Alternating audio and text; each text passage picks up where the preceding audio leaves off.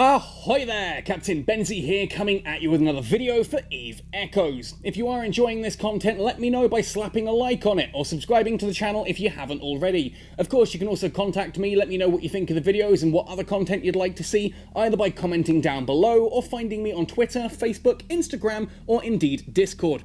Now this time around I thought I would do something a little bit different from my usual guides and videos. If you've been watching my videos, especially the one about the Worm, which is the ship you see on screen now, you'll know that I had a little bit of an accident the other day when I took my Dramiel out on one of the Tier 8 missions, which does recommend a battleship admittedly.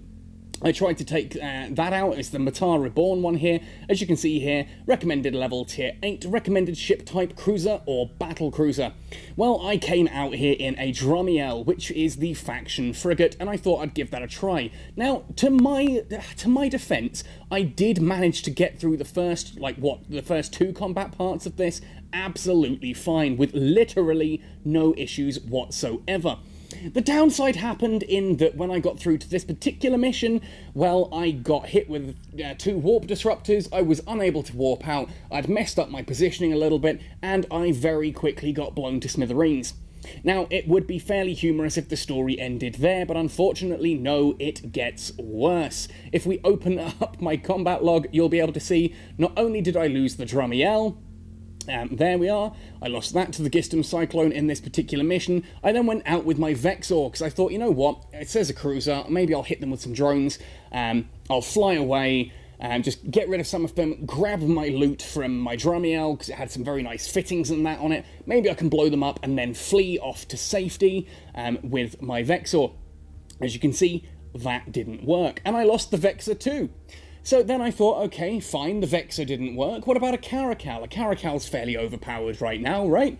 So I flew all the way back after getting back to Maspa in a capsule. I got into my Caracal, I turned around, went back to the mission site, and promptly lost the Caracal too.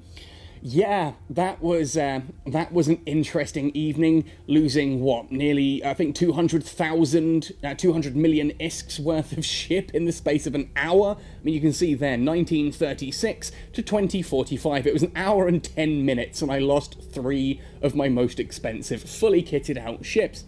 So of course, that means I have come back here now in the Worm, because why not? I want to see if I can take this on. I'm either going to lose this ship spectacularly right now, or I'm going to prove that the Worm is the most overpowered little frigate in the game, and I thought, why not record this, because it could be hilarious. Now, I don't think my setup has changed much since the previous video, when I talked about the Worm. I've got my 2 warp disruptors there, I've got shields and defences at the bottom there, with the damage control. Under my rigs I've got 2 of the warp core optimizers, so that I should be able to get away if I am locked down. I'm hoping that is sufficient. Oh, something sold, or that's my bounties. I'm hoping that's sufficient for me to be able to do this mission without dying, but if I do die, well, you're going to watch me lose a Worm live on film. Okay, so enough of the build-up, let's hit that autopilot, let's get into combat and see just how badly this actually goes. Now, some people have said, you know, oh, do you really zoom in all that way normally on your ships? No, I do actually usually zoom out to about this sort of distance, so I get a full overview. I sometimes actually zoom out a little bit further to get the full circles if I need to do manual movement, which I may do in this video, you'll see now. So this is going to be me in a live combat situation. I have no idea how this is going to go. I don't even know if my wreckage is still there. I assume not. I'm sure the wreckage must have despawned by now. Yeah, it does look like it has, and all the ships have as well. So I'm going to do the usual thing I would do in this kind of situation. I'm going to lock on, I'm going to hit the orbit to 30 kilometers, I'm then going to put on the damage control because I don't like these ships, they're pretty nasty. We're going to pull out the drones, and we're going to, there's the Gistum Cyclone, locked onto me already with its warp, with the warp disruptor. Let's send those drones in. I've activated the drone control entirely too early. We're off to a great start here. Okay, now let's hope I can pull away. I probably should have put something like a warp core, an afterburner, or a what's it called, a micro warp drive onto the ship at this point in time. But let's see if I can get rid of that Gistum Cyclone fast enough. Actually, I seem to be doing a pretty decent amount of damage to it. and I'm not really taking much in response, thanks to, I think, both my range and just the boosters and that I have on. Can we get that cyclone down? Because that cyclone is one of the nastier parts of this mission. Looks like that's about to go down. Cool, we can turn off the extender. Or it's going to turn itself off anyway, don't need to worry about that because that's what they do. Alright, next one is going to be getting rid of that Ruptured Guardian. Let's hope that can hold on, put upon the other extender, just to get some of that shield up and see if we can get some distance on this. I do feel that, yes, definitely a micro warp drive may have helped things here, but I hope I can hold on for a little bit. If I can thin these down, obviously I take a little bit less damage, and as long as like the damage control or the shields come off cooldown in time, that's all very well and good. And oh crikey, I'm at the 30 meters. Right, which means what I want to do now is actually double tap away, off into the distance, to try and get a bit of extra speed. I like to use manual just to drift like that away from the fight. Okay, everything's off cooldown. Let's hit that, the drone damage amplifier again. Oh look, it's another warp drive disruptor. Okay, let's get rid of that. Get rid of that Rupture Guardian so I can pull out of here nice and safely. I think this might be hubris. This might be hubris, and pride does come before a fall, but I might get away with it this time. Certainly, it seems that the Worm can do what a Dramiel, a Caracal, and a Vexor can't, and that is survive a tier 8 mission.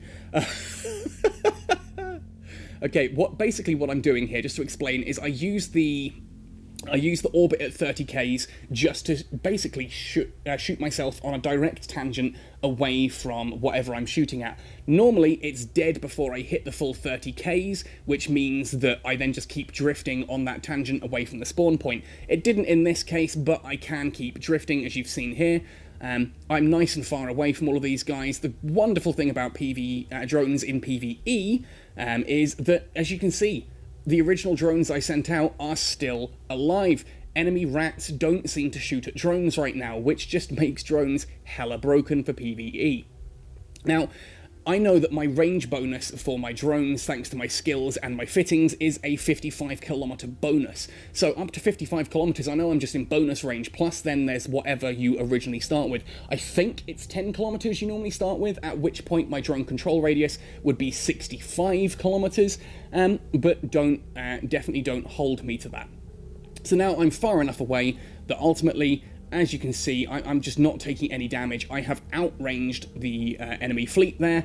My drones are just cycling around and doing their thing. I'm hitting with a drone damage amplifier every time it comes off cooldown just to do that extra little punch.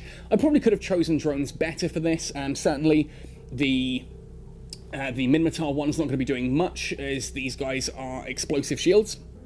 I probably should have gone with the Acolyte and a Hobgoblin, just to get the kinetic and the thermal. But that said, I suppose once the shield is down, yeah, I'm going to start approaching a little bit just as I get to the edge of what could be my drone control range.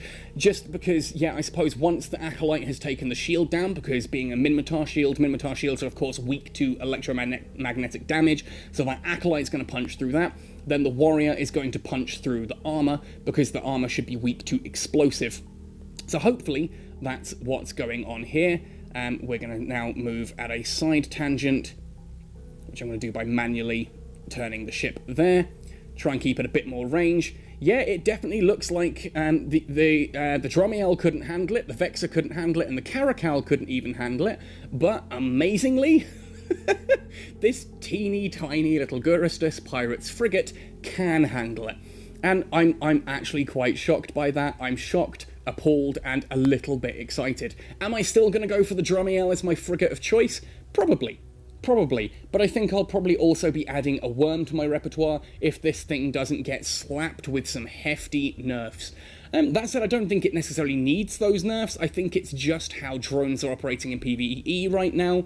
If pirates started shooting drones a bit more, I think you'd see a very different story going on here. Right, okay, we've got 3 more ships have pulled in. What are we up against? A Bellicose, a Slasher. The Slasher is going to be my primary threat here, just because it's a lot faster. Where are they in relation to me? They're there. Okay, let's manually... Okay, what I'm going to do here, you'll see. I'm going to zoom out that little bit further so that I get the circle. I can then see from the circle where they are and where my tangent is in relation. I'm going to then turn the circle that little bit and manually aim to the side so that I'm going a little bit more sort of, what's the word I'm looking for here? Not parallel, it's the other one. Oh, my maths phrasing is failing me right now. It's not a tangent, it's not a parallel, it's a... Oh, it's going to come to me in a minute. It'll come to me in a minute. But I'm moving oblique to them, basically. I'm moving sideways so that they do approach a little bit, and I can start hitting that slasher interceptor for some damage and blowing that up. Oh, come on.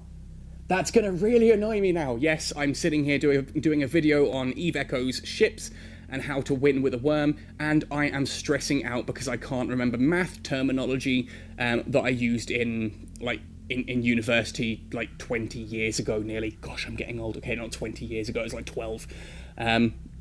But yeah, that's going to really annoy me if I can't remember it. Please pop it down in the comment section below if I don't remember what word I'm looking for when you come off a line at a complete right angle. It's not a tangent, that's coming off a circle. It's coming off a line. I can't remember. Anyway, it doesn't really matter. Now we've got the Gistum Cyclone command vessel. Hopefully this should be the last one in the series. As you can see, my drones don't really do that much damage to it. It is a big ship with some rather hefty HP. My drones are still doing as much damage as they normally would, because they're small drones, they're not missing or anything against a ship with a signature radius the size of a Cyclone, but they're just not doing much damage because they're small drones. They do as much damage as they're doing to everything else, but the hit pool, the health pool for the Cyclone is just humongous. So ultimately, I'm just going to sit here at range, letting those drones do their work in the distance. I've got to say, being zoomed out like this is a fairly boring video. You can't see the drones shooting anything. There's no explosions or pew-pew laser guns or anything, just some numbers on screen. But then again, I suppose you are playing EVE, which is kind of known as spreadsheets in space. So, you know, big flashy things aren't necessarily the draw here. That said, let's just zoom back in because I like looking at this ship. It's a cool looking ship, and even then the ship's not going to be doing anything because the ship doesn't do anything. The drones do. I feel like an Amar pilot here. I feel like the Amar Empire. Someone else is doing all the work and I'm just taking the credit. That's a joke about Eve lore. Look into the Amar Empire and the Minmatar Empire history, and I'm sure you'll find that joke absolutely hilarious. Down in the comment section below, you can let me know how strong my career, I've done it, how strong my career in comedy would be. Well, there we go. I survived. I actually survived a tier 8 mission, and I completely survived. I'm happy to skip through this, by the way, because I'm just going to watch the footage and read it later. I can pause each frame, but I don't want to bore you guys with that. 8,500,000. I'm not unbelievably broke anymore. I do, however, now need to move like 55 kilometers back to loot all of these guys. But I'm actually quite surprised by that. The Dramiel couldn't do that. A Vexor got blown out the sky ludicrously quickly. My Caracal got blown out the sky. All I did there was literally just zoom off to a safe distance with the damage control and shield extenders on, and while I took the first little bits of damage, and, well, I mean, heck, again, going from my fitting video, you should have seen this already, but let's have a look at that defense. 8,530 standard defense on this ship. If you're wondering why that's higher than it was on the Worm video, that's because I've gone into, I think it's under cruising technology. No, it's under maintenance technology, of course it is, and I have now put points there in advanced frigate defense upgrade as well. So that's now sitting at full level 5, just for that extra bit of defense on this ship.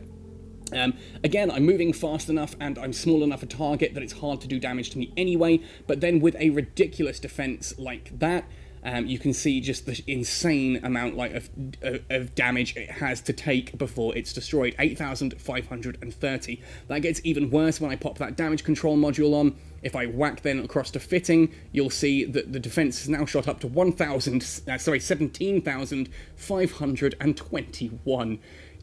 That's if you can hit me, you've then got to get through all of that. Now, admittedly, the damage control module doesn't last forever, and of course, once it's there and it's on its cooldown, I do shoot all the way back to the 8,530. That's mainly thanks to how the damage control whacks up your resistance and gives you EHP, which is effective hit points. Not total hit points, effective hit points.